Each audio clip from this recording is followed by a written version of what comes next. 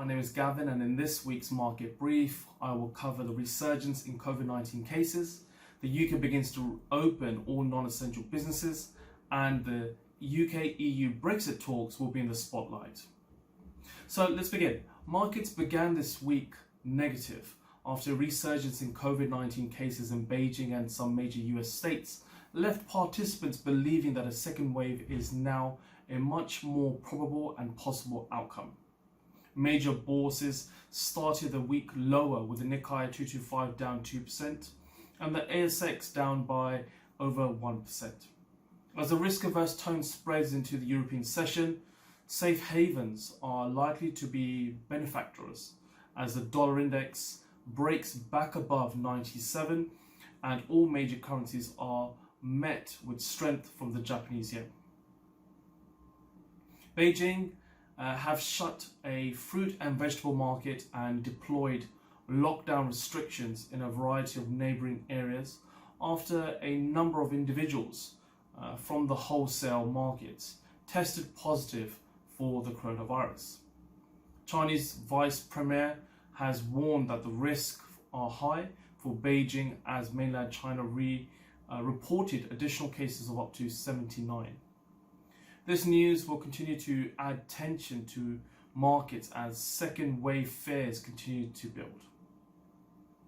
So on the other hand, the reopening plans worldwide are still set to continue despite the slight surge in cases over the weekend.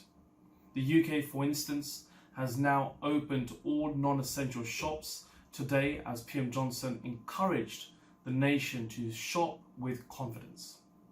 This comes as the death toll in the UK rose by 36 to a total of 41,698.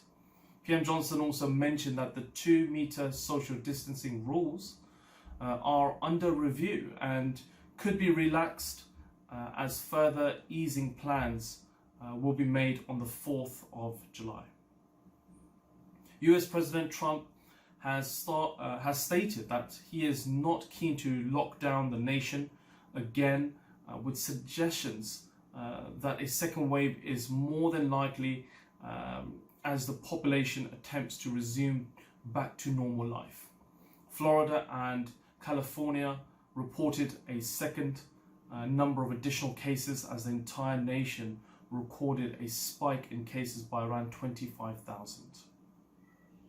UK and EU talks will once again be in the spotlight this week as PM Johnson is set to announce that Brexit talks must conclude before autumn so that businesses will have some form of certainty in relation to the potential impacts of a deal or no deal. Last week, the UK made it clear that they will not be looking for an extension to the transition period, as they have also planned to impose custom checks with the EU next year. High-level talks are set to hold today between PM Johnson and EU Commission President von der Leyen, though the UK have alluded that they will be willing to compromise on some key matters pertaining to the deal.